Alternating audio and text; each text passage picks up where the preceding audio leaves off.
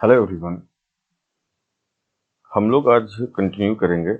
पिछले वीडियो में हमने देखा था pair of linear equation in two variables, कैसे उसको प्रेजेंट करते हैं, क्यों हम लोग स्टडी कर रहे हैं। और फिलहाल आज हम लोग उसी को कंटिन्यू करेंगे।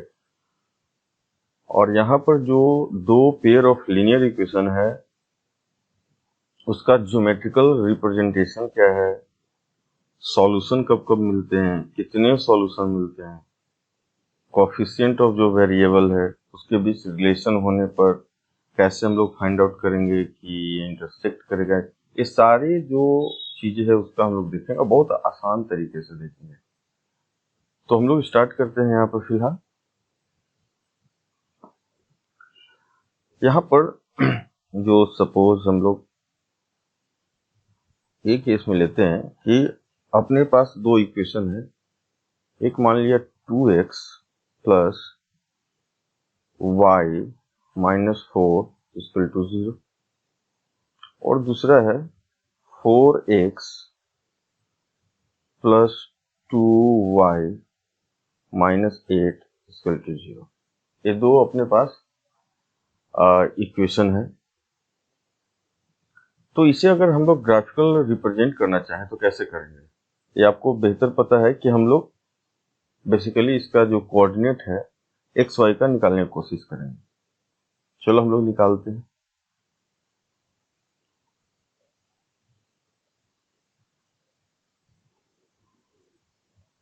एक्स वाई,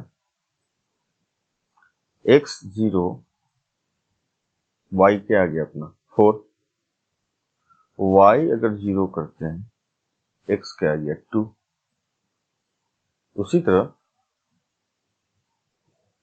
जो सेकंड इक्वेशन है, कोई दो पॉइंट हम लोग एक्स वाई निकालते हैं।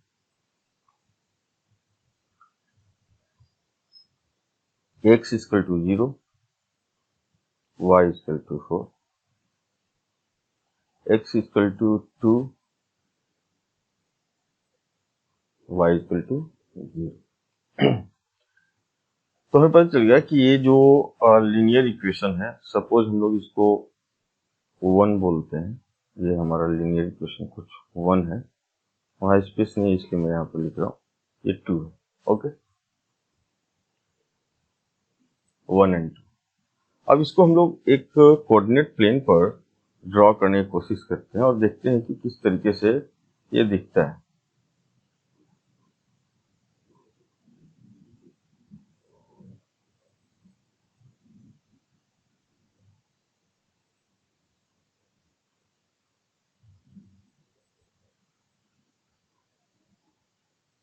ठीक है,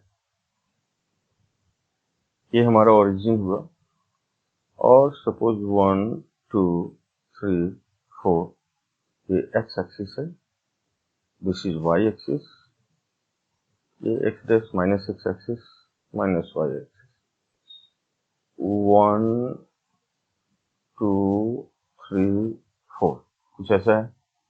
हम लोग इक्वेशन 1 को ड्रॉ करने की कोशिश करते हैं। ठीक है, 1 को x 0 एंड 4, देखो आप x 0 and 4, x 0 y 4, x 0 y 4, कुछ यहाँ पर एक पॉइंट होगा। दूसरा में है x2 y 0, x2 y 0, यहाँ पर कुछ है। कुछ अपने पास जो स्ट्रेट लाइन होगा कुछ ऐसे होगी। ओके, अब हम लोग क्या करते हैं, दूसरा जो लाइन है उसको ड्रॉ करने की कोशिश करते हैं। x इक्वल टू 0 4, ये भी कहीं ना कहीं यहाँ पर है। और दूसरा क्या है, x2 y 0, यहाँ जो दूसरा लाइन ड्रॉ होगा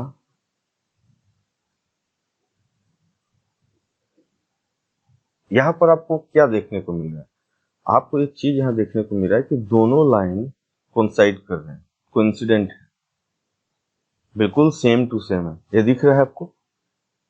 तो इस केस में अगर हम लोग बात करें तो पहले यहाँ कुछ हम लोग चीजों को लिखते हैं, फिर समझ में आएगा आपको। तो बेसिकली ये लाइन क्या है,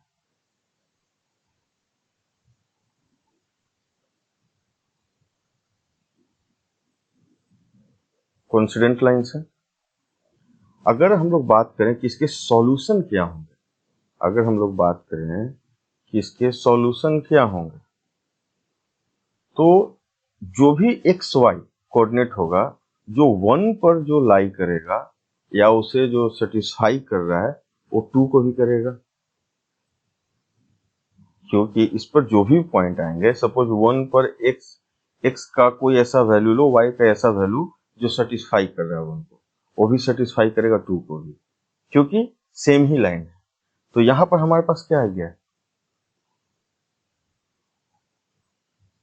infinitely many solution.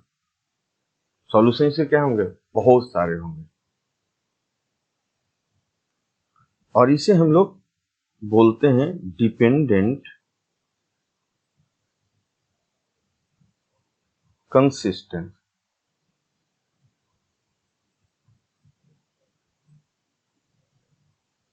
Pair of equation.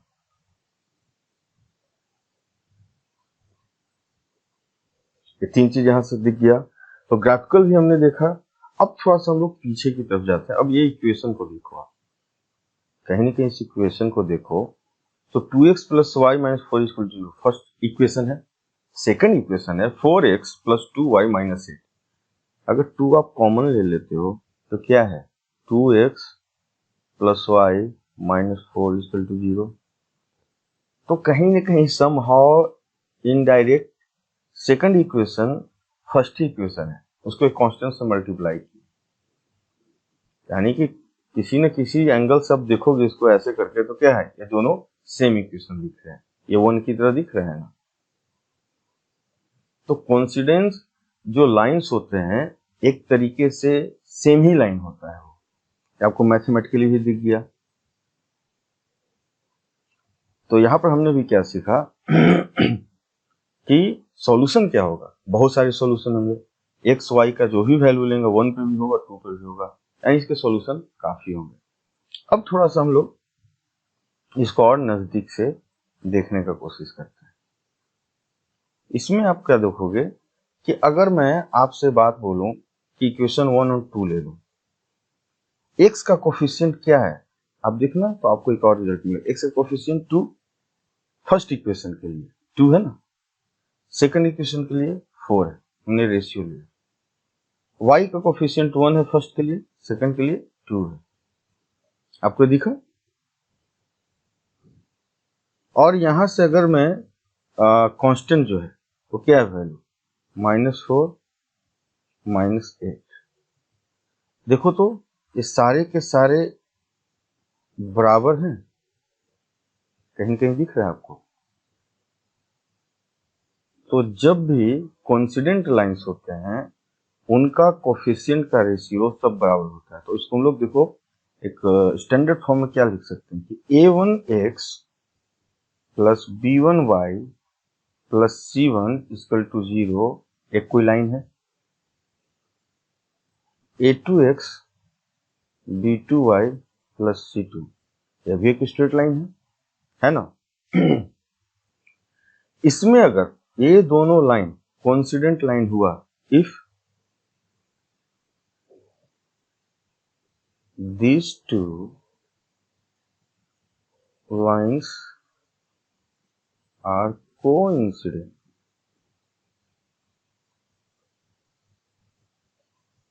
अब इस कंसेप्ट से आपको बहुत सारे मैथमेटिकल क्वेश्चन आएंगे जो आप सॉल्व कर सकते हो।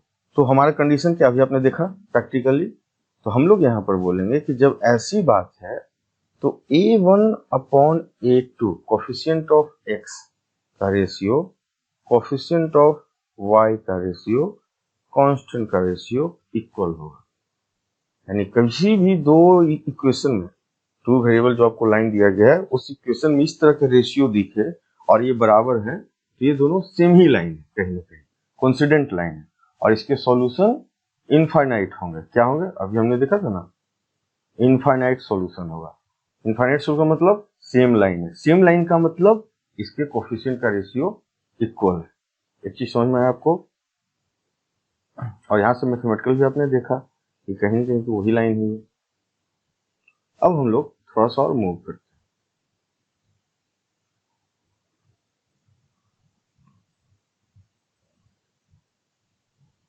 हम लोग अब एक और इक्वेशन लेते हैं, 2x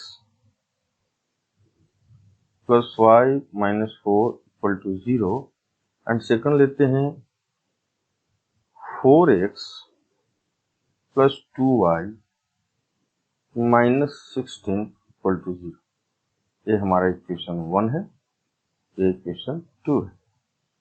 इसको भी हम लोग पहले सिंपल मेथड देखते हैं कि ज्योमेट्री कैसे रिप्रेजेंट करते हैं, वहां से हमें क्या सीखने को मिलता है, क्या दिखता है। ये इक्वेशन तो पीछे वाला ही था, तो इसको हम लोग xy, x0 y4 y0 x2 y0 रखा ना, तो 2x equal to 4 x equal to 2, ये वैल्यू हमने निकाला है। यहां पर भी हम लोग निकालने की कोशिश करते हैं, xy, x equal to 0 y equal to 8 y equal to 0 x equal to 4। अब हम लोग इसको ज्योमेट्रिकली देखने की कोशिश करते हैं, ऐसा दिखेगा। ये ओरिजिन है, ये x एक्सिस, ये y एक्सिस, ओके। यहां से 1 2 3 4 5 6 7 8, 1 2 3 4 5 6 7 8, ओके। इक्वेशन 1 को हम लोग कोशिश करते हैं देखने का। देखो आप 0 4, x कोऑर्डिनेट क्या है 0, y क्या है 4, 1 2 3 4, कुछ वहां पर पॉइंट होगा। दूसरा क्या है x 2 है y 0 है, कुछ यहाँ पर होगा। तो एक स्ट्रेट लाइन अपने को ऐसा दिखेगा। अब हम लोग इक्वेशन 2 की बात करते हैं। इक्वेशन 2 में क्या है, x equal to 0 y equal to 8, ये पॉइंट है। दूसरा है x equal to 4, 1 2 3 4, y equal to 0, 1 2 3 4, कुछ यहाँ पर होगा।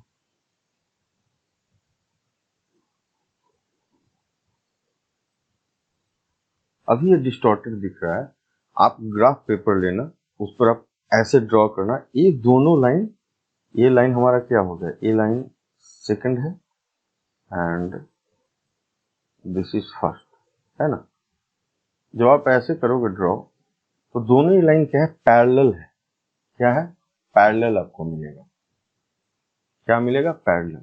जब पैरेलल है तो हम लोग चलो इसके बारे में कुछ खासियत लिखते हैं पहले। तो पहला बात क्या है, ये पैरेलल लाइन से। दूसरी बात क्या है, इनका कोई सॉल्यूशन नहीं है।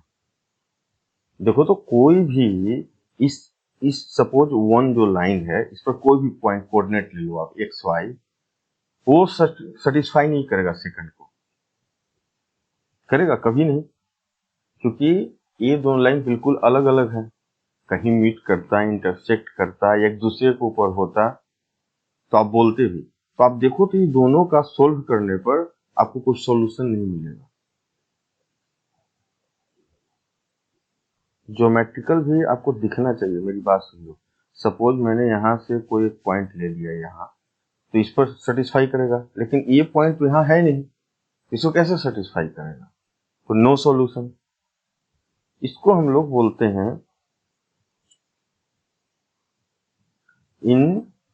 Inconsistent pair of equation.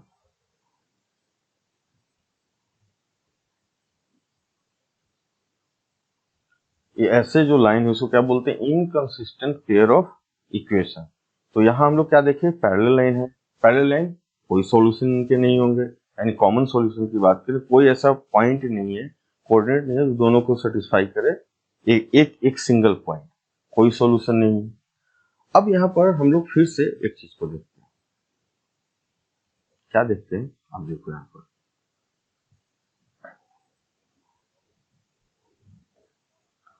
Coefficient को हम लोग देखते हैं क्या होता है। एक्स का कोफिशिएंट हमने ऐसे डिवाइड किया, वाई का कोफिशिएंट भी हमने इस तरीके से डिवाइड किया, और जेड जो कांस्टेंट है उसका भी कोफिशिएंट हमने डिवाइड किया। ये क्या आता है? 1/4। ये क्या आया? 1/2।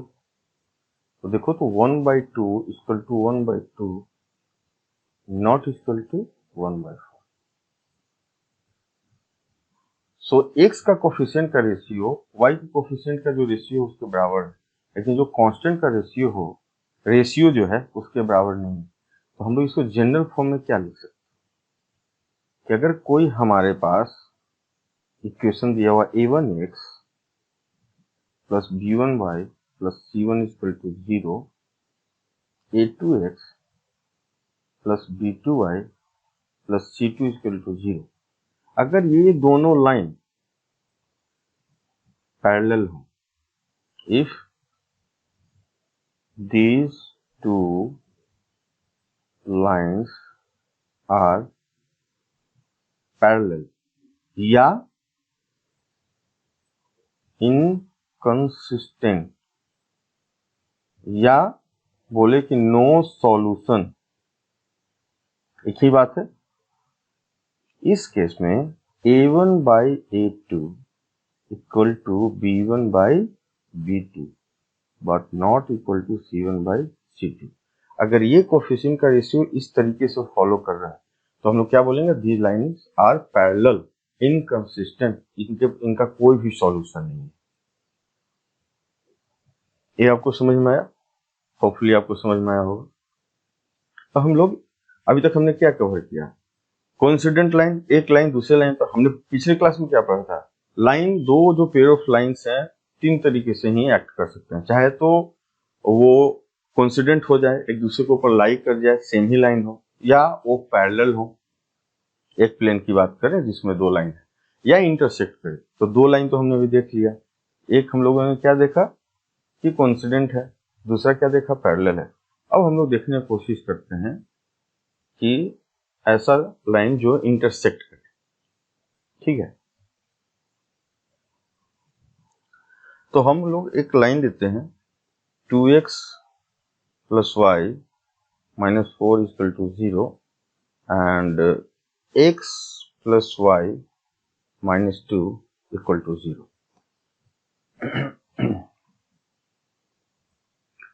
अब ये इक्वेशन 1 है, ये इक्वेशन 2 है। फिर से हम लोग बस फटाफट निकालते हैं इसका। अब तो आप बहुत जल्दी जल्दी निकालने भी लगे होंगे। एक्स वाई, एक्स 0 है,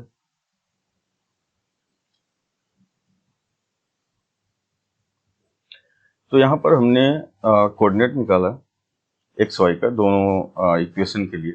अब हम लोग इसको ड्रॉ करने की कोशिश करते हैं। ये ओरिजिन है, x axis, this is y axis. 1 2 3 4, 1 2 3 4। First equation draw करते हैं, x coordinate 0, y coordinate 4, this point, x coordinate 2, y coordinate 0। So this is straight line. थोड़ा सा ये टेढ़ा मेरा, ये स्ट्रेट लाइन है, आप समझना प्लीज। दूसरा जो इक्वेशन है, x equal to 0, y equal to 2, कुछ ऐसा पॉइंट है। दूसरा है x equal to 2, y equal to 0, ये पॉइंट है।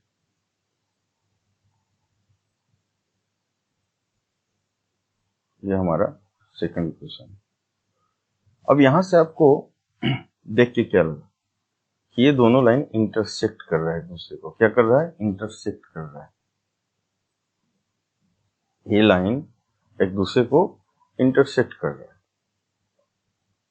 So these are intersecting lines. इनके पास क्या सॉल्यूशन क्या है? तो एक सॉल्यूशन होगा, देखो एक ही है ना, यानी कि एक ऐसा पॉइंट है, ये 2 0 है, 2 0 1 पर भी सेटिस्फाई होगा, 2 को ही वैलिडेट करेगा। इनका सॉल्यूशन की बात करेंगे तो यूनिक सॉल्यूशन, वन सॉल्यूशन क्या है? ओनली वन सॉल्यूशन है। किस केस में? जब ये इंटरसेक्ट करते हैं, एग्जैक्टली वन सॉल्यूशन। अगर मैं तीसरी बात कहूं तो इसको बोलते हैं कंसिस्टेंट पेयर ऑफ इक्वेशंस। क्या बोलते हैं? Consistent pair of equations. तो जो लाइन इंटरसेक्ट करता है उसकी सॉल्यूशन क्या है? एक और एक होगा एग्जैक्टली, उसे क्या कहते हैं? कंसिस्टेंट पेयर ऑफ इक्वेशन, दो इक्वेशन को, और दीज आर इंटरसेक्टिंग लाइन। अब इसको फिर से हम लोग कोफिशिएंट की तरफ चलते हैं और देखते हैं कि कोफिशिएंट कैसा दिख रहा है। अगर मैं x कोफिशिएंट को बात करूं 2/1, y का बात करूं 1/1, है ना? यहां पर आप नोटिस करोगे कि ये दोनों आपस में बराबर नहीं है। क्या है? आपस में बराबर नहीं है। तो जैसे ही अभी पहले हमने क्या देखा था, a1/a2 बराबर है b1/b2 के, c1/c2 का है। सेकंड केस में क्या देखा? a1/a2 इक्वल टू b1/b2, लेकिन c1/c2 के बराबर नहीं। इस केस में a1/a2, यानी कि अगर मैं आपको ऐसे बोलूं कि इक्वेशन ले लिया a1x plus b1y plus c1 equal to 0, और दूसरा इक्वेशन है a2x plus b2y plus y plus c2 equal to 0। ये दो लाइन इंटरसेक्ट अगर करता है, these टू लाइंस अगर इंटरसेक्टिंग लाइन है, क्या है? इंटरसेक्टिंग लाइंस, या these आर कंसिस्टेंट।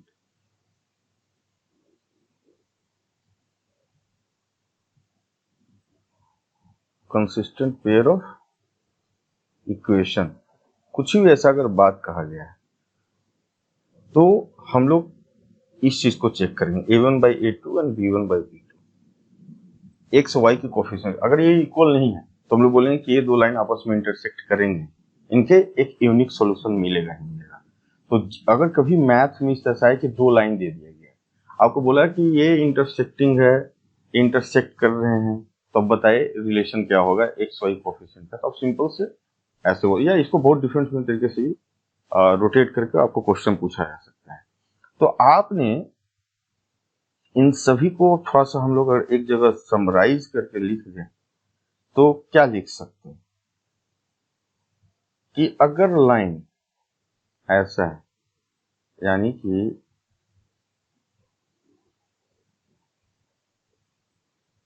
ये ओवरलैप कर रहा है, क्या है? ये कोइंसिडेंट है, कोइंसिडेंट लाइंस। तो कोफिशिएंट क्या होगा? a1/a2 equal to b1/b2 equal to c1/c2। अगर मैं बोलूं कि ये दो लाइन कॉन्स्टेंट नहीं है, पैरेलल है, क्या है? पैरेलल है, पैरेलल लाइंस है, तो ये क्या होगा? a1/a2 equal to b1/b2 but not equal to c1/c2। और पैरेलल लाइन से जिसको हम लोग क्या बोलते हैं? Inconsistent, inconsistent pair of lines, pair of equation. अगर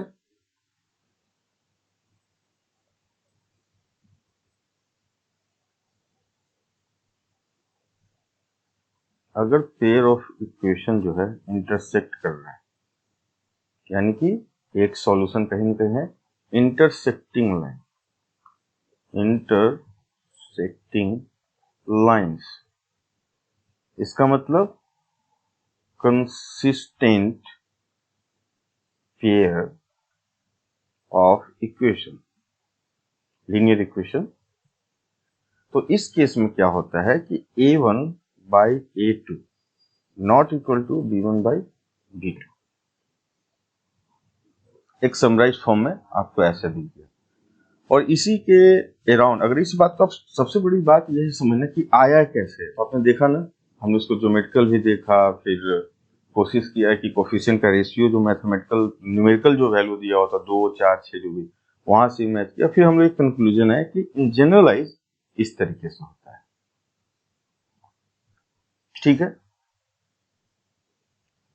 तो अभी तक हमने लीनियर इक्वेशन को हम देखा, उसका प्रॉपर्टी क्या है, कोफिशिएंट के रिलेशन कैसे कैसे कैसे होते हैं different different pair of equation के लिए। अब हम लोग क्या करेंगे, उसी पेयर ऑफ इक्वेशन को अलजेब्रिक मतलब नॉर्मल मैथमेटिकल फॉर्म से हम लोग सॉल्व करने का कोशिश करेंगे। तो सपोज फर्स्ट जो है हम लोग सब्स्टिट्यूशन मतलब एक वैल्यू को दूसरे में डाल दो, पुट कर दो। तो हमारे पास सपोज एक इक्वेशन है 2x plus y minus 4 equal to 0, एक इक्वेशन ये है। दूसरा इक्वेशन अपने पास है x plus y minus 2 equal to 0, ये सेकंड इक्वेशन है। सब्स्टिट्यूशन का मतलब सपोज मैंने इक्वेशन 1 को लिया from equation 1 2x plus y minus 4 equal to 0। अब यहां से हम लोग क्या बोल सकते हैं, y equal to 4 minus 2x। So हम लोग put the value of y in equation 2। So x plus y is 4 minus 2x minus 2 equal to 0. So minus x plus 2 is equal to 0. So x is equal to 2 आ गया।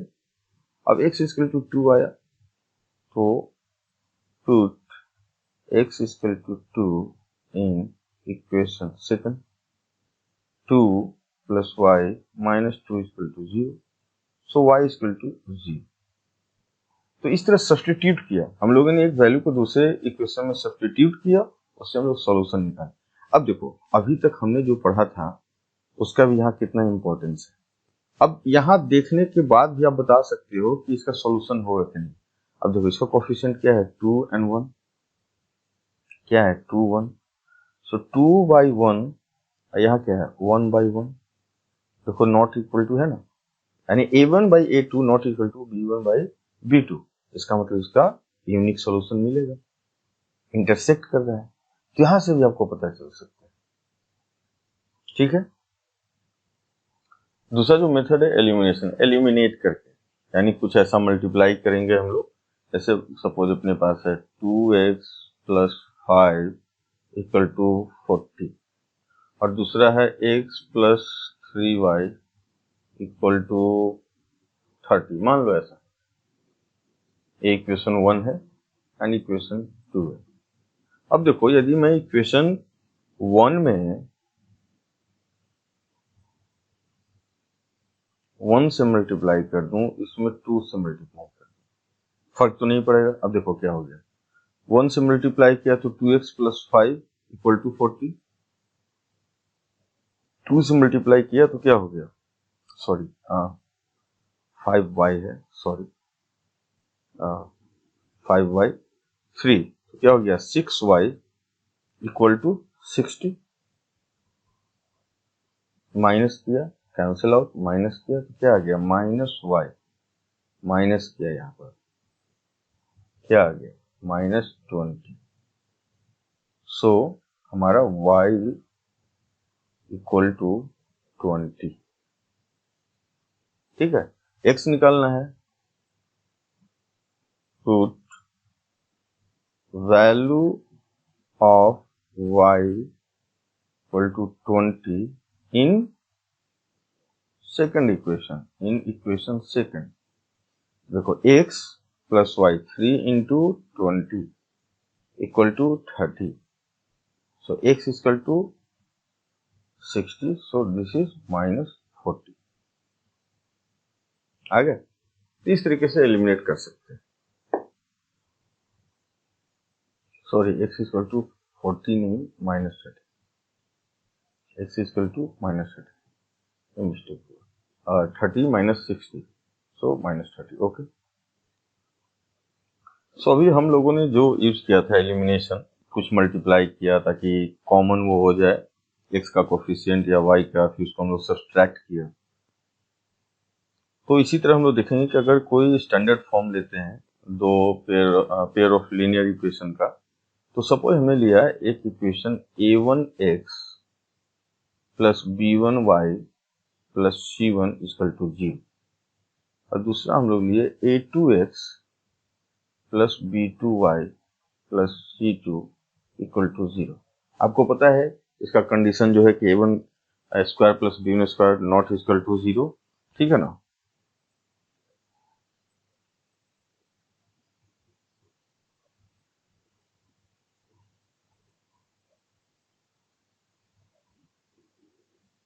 a1 a2 b1 b2 c1 c2 are real number, ठीक है। हम लोग focus करते हैं इसको solve करने में। कैसे हम लोग एलिमिनेशन मेथड में उसका थोड़ा सा यूज करके, बेसिकली हम लोग कहीं ना कहीं एक न्यू मेथड की तरफ अप्रोच कर रहे हैं, that is called cross multiplication method, ठीक है। क्यों कहते हैं, हम लोग धीरे धीरे प्रोसीड करेंगे और समझ में आएगा। अब यदि मैं बोलूं ये इक्वेशन 1 है, ये इक्वेशन 2 है, अगर मैं सिंपली इसमें a2 से मल्टीप्लाई कर दूं, इसमें a1 से कर दूं, कैसा दिखेगा? अब देखो, a2 a1x, ध्यान से देखना, a2 b1y, a2 से मल्टीप्लाई कर दिया whole equation, plus a2 c1 0 आया। अब इसमें a1 से मल्टीप्लाई कर दिया, a1 a2x a1 b2y plus a1 c2 equal to 0। अब हम लोग इसको सब्सट्रैक्ट करते हैं। देखो तो a1 a2 a2 a1 a1 a2, बात वही है, ये कैंसिल आउट हो गया, ठीक है। यहां से किया माइनस, y कॉमन लिया, a2 b1 minus a1 b2, ये माइनस है, तो हम लोग इसको क्या कर सकते हैं, a2 c1 minus a1 c2 equal to 0। तो y को हम लोग ऐसा कुछ लिख सकते हैं, a2 c1 इधर चला गया, तो बेसिकली ये बेसिकली क्या हो गया, a1 c2 इधर जाएगा प्लस हो जाएगा, माइनस a2 c1 ऐसा दिखेगा, upon a2 b1 minus a1 b2, ऐसा दिखा आपको। अब इक्वेशन को हम लोग लेते हैं जो था, एक रिजल्ट आपको दिखा ऐसा, ये दो इक्वेशन है जो पहले लिया था हमने। अब इसमें क्या करते हैं कि हम लोग कोशिश करते हैं कि y को कैंसिल आउट करें।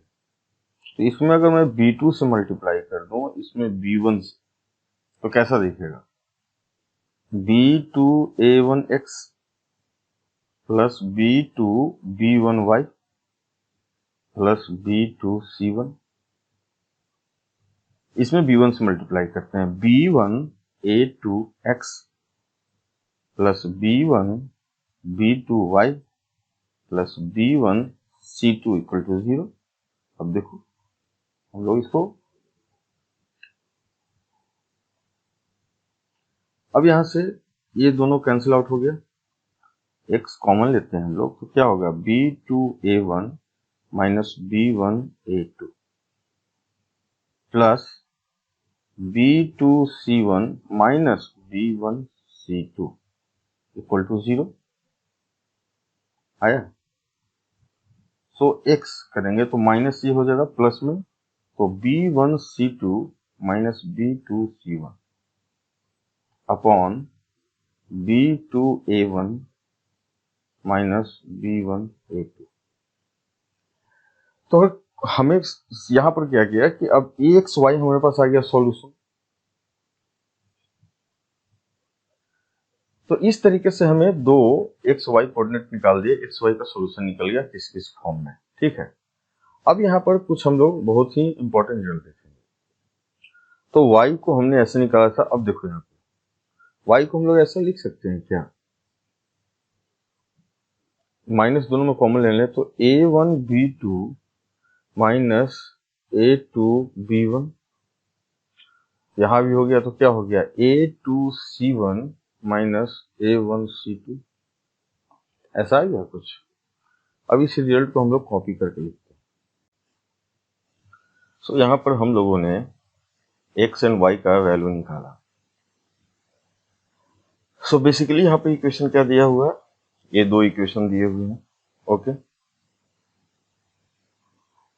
और इसका हम लोग सॉल्व करके ये निकालें। अब हम लोग इसको एक तरीके से लिखना चाह रहे हैं जिससे आपको क्योंकि इसमें बहुत सारे हैं, 6 ऑलमोस्ट करीब करीब इसमें अननोन जो कांस्टेंट है, न्यूमेरिकल वैल्यू है।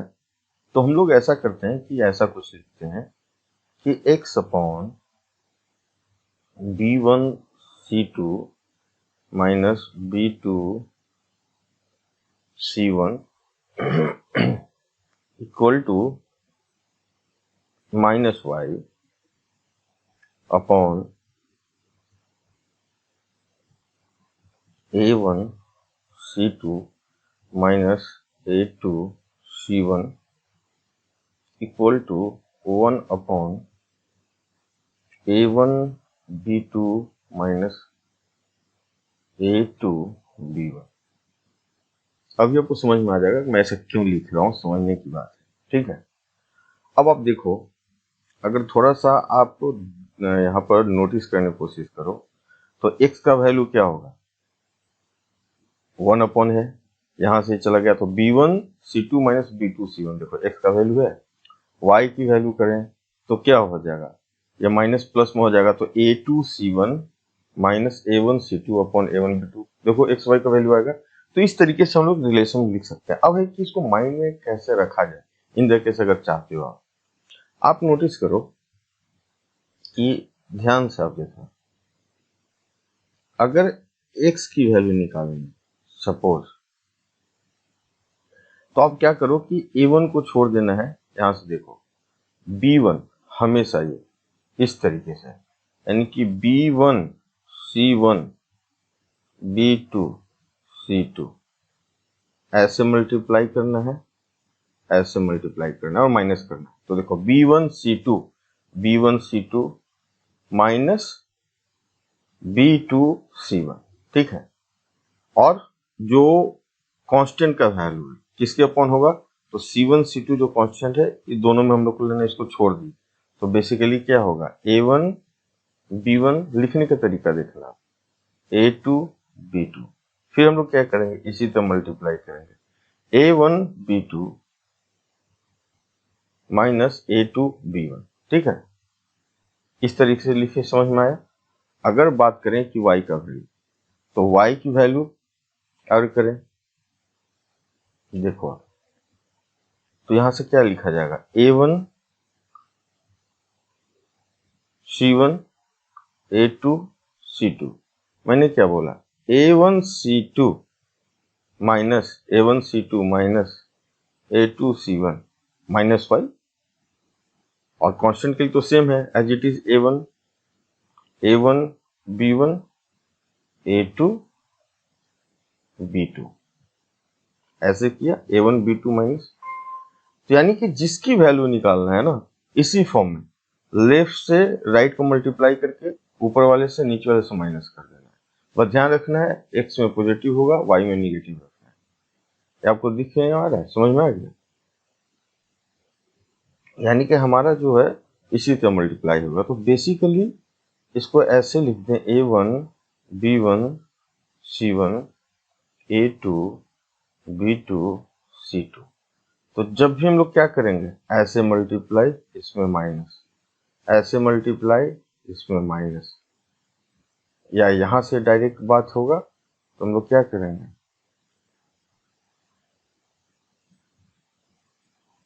हम लोग क्या करेंगे, ये मल्टीप्लाई इसमें माइनस। समझ में आ गया? ये आपको माइंड में रखने के लिए मैंने बताया। तो जिसकी ही बात करें बस उसको डिलीट कर देना है माइंड से और बाकी को मल्टीप्लाई करना है। एक्स का वैल्यू सपोज निकालना है तो हम क्या करेंगे, एक्स के टर्म को हटा दिया, यहाँ क्या बच गया, b1c1 b2c2, b1c2 minus b2c1, ठीक है, अपॉन कांस्टेंट का क्या है, ये c1 यहाँ क्या होगा, a1 b1 a2 b2, तो minus upon a1 b2 minus a2 b1। आप देखोगे समझ में आ जाएगा, ठीक है। तो इसलिए इस मेथड को नेम रखा गया क्रॉस मल्टीप्लिकेशन, क्योंकि एक क्रॉस मल्टीप्लाई हो रहा है। अब यहाँ पर कुछ समझने वाली बात है। समझने वाली बात यह है कि जो x का वैल्यू आया है, जो y का वैल्यू है, बेस में क्या है, दोनों में सेम आप देख रहे हो, a1 b2 minus a2 b1। अब ये दो सॉल्यूशन, यानी कि दो स्ट्रेट लाइन का हमने सॉल्यूशन निकाला था, सॉल्व किया एक्स वाई वाकई में रियल नंबर हो, हमें कुछ नंबर मिले, यानी उसका सॉल्यूशन मिले, ये कब पॉसिबल है, जब ये 0 के बराबर ना हो। बात समझ में आया? दोनों क्या सेम ही है। तो अगर हम लोग ऐसे बात करें कि a1 b2 minus a2 b1 ये 0 के बराबर न हो, तो हम लोग क्या बोलेंगे कि यूनिक सॉल्यूशन है, कोई एक सॉल्यूशन मिलेगा, यानी कि लाइन कहीं न कहीं इंटरसेक्ट कर रहा है। यही होता है ना, दो लाइन इंटरसेक्ट करता है तो एक कॉमन पॉइंट मिलता है जो दोनों को सेटिस्फाई करता है, वैलिडेट करता है।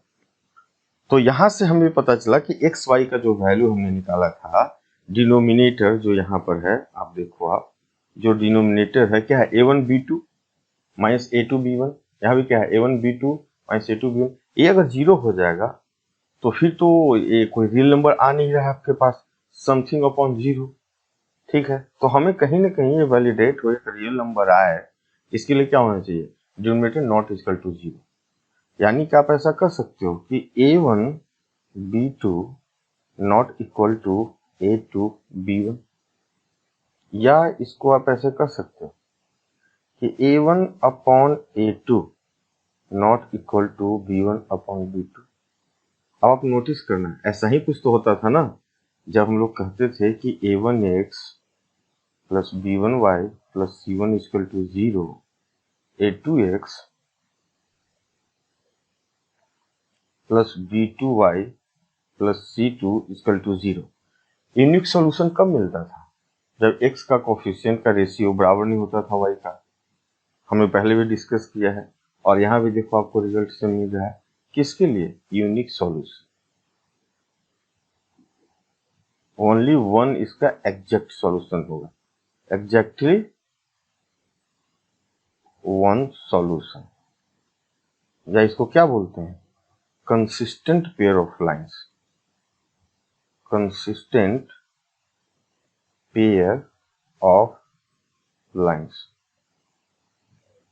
बात समझ में है? अब बात यह है कि एक केस, एक तो ऐसा केस हो गया कि ठीक है ये 0 ना हो, ऐसा भी तो हो सकता है कि a1 माइनस b, सॉरी,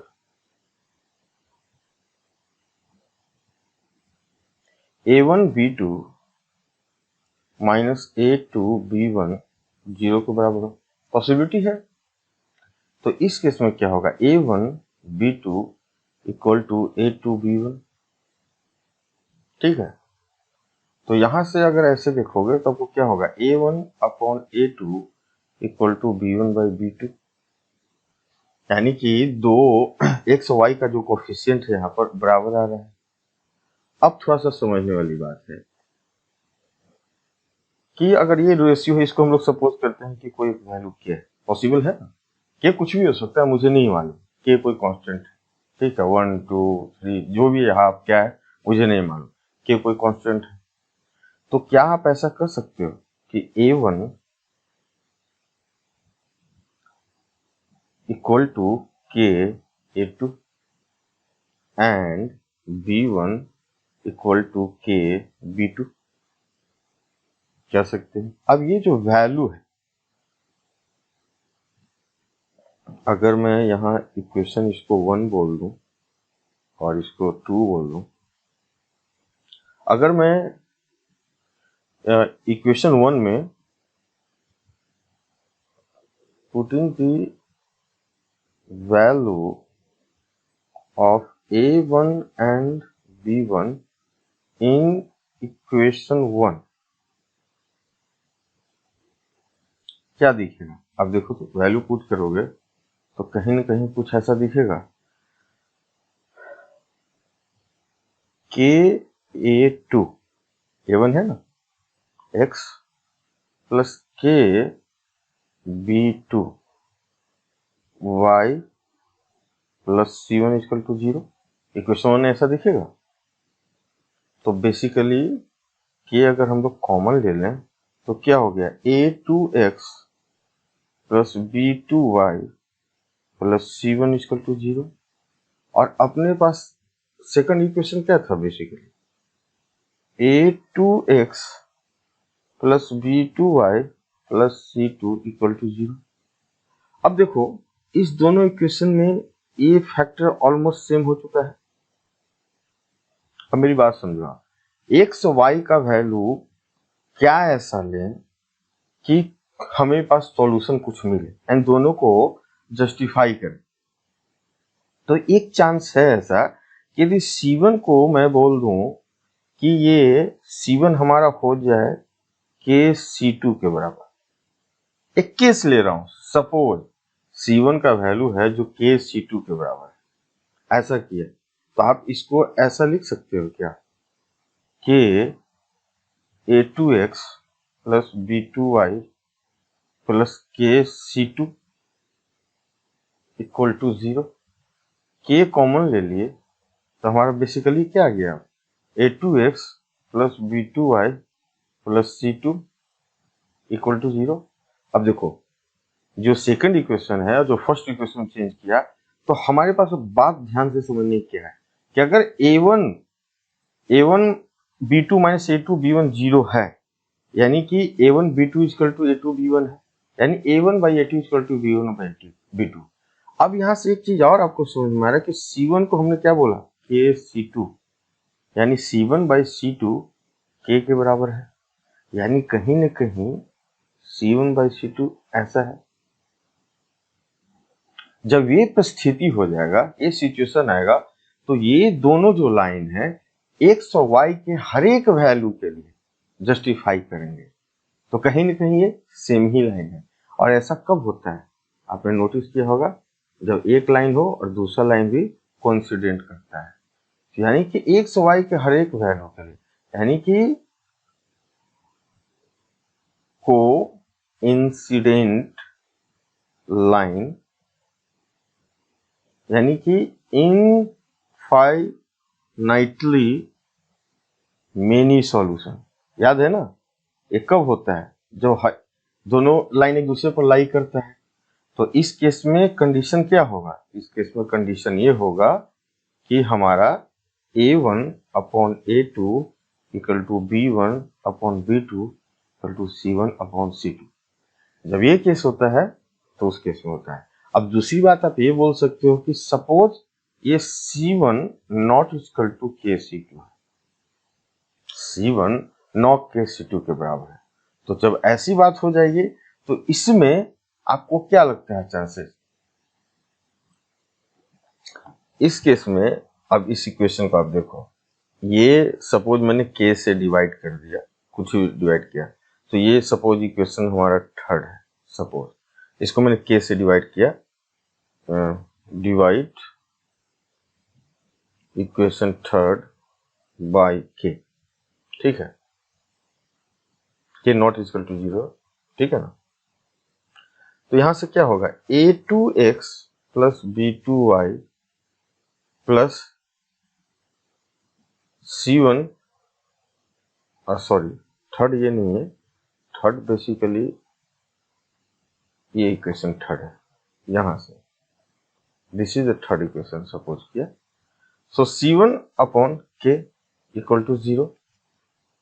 अब C1 not equal to K C2 है तो कुछ भी होगा, एक कांस्टेंट वैल्यू आएगा ना, जो भी आप लोगे। तो ये तो श्योर है कि हमारे पास C1 नॉट K C2 है, तो ये C2 तो आएगा नहीं। तो अब नोटिस करो, अगर इक्वेशन में इसको फोर्थ बोलूं तो ये वैल्यू और ये वैल्यू x के हर एक वैल्यू के लिए तो सेम ही आना है, लेकिन ये और ये ऐड करने पर ये दोनों तो बराबर है नहीं, C1 बाई K C2 बराबर तो है नहीं, तो ये कभी भी कोई भी वैल्यू के लिए जस्टिफाई एक साथ नहीं करेंगे।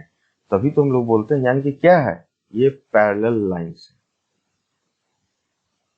बात समझ में आया? एक C1 बाई K जो है और C2 है, हमने क्या बोला था कि जब बराबर है ही नहीं, यानी कि basically C1 by K not equal to C2, यही तो है यहाँ पर चीज। तो ये नहीं है कहीं ना कहीं, तो आप नोटिस करो कि एक्स वाई का जो भी कॉमन, जैसे 1 2 लिया तो A21 प्लस 2B2 ये दोनों तो है, लेकिन ये बराबर नहीं है, तो कभी भी किसी भी एक्स वाई के लिए ये नहीं होंगे जीरो, यानी एक साथ वो वैलिडेट नहीं करेंगे।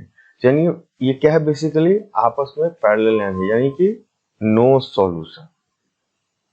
तभी तो हम लोग बोलते हैं कि A1 by A2 equal to B1 by B2 but not equal to C1 by C2।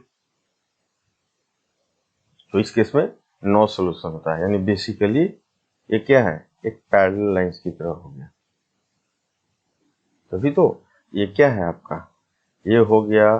अगर ऊपर की तरह मैं दिखाने की कोशिश करूं तो A2x plus B2y plus C2 equal to 0, ये क्या हो जाएगा, A2x ये है वो, लेकिन उसकी टर्म में दिखाना आपको समझने में, देख लो एक्स वाई का कोफिशिएंट सेम है, प्लस ये C1 by K equal to 0, ये कभी आपस में बराबर है नहीं। अब आपको शायद समझ में आ रहा होगा। अब हम लोग देखेंगे कि कोई इक्वेशन को कैसे रिड्यूस कर सकते हैं।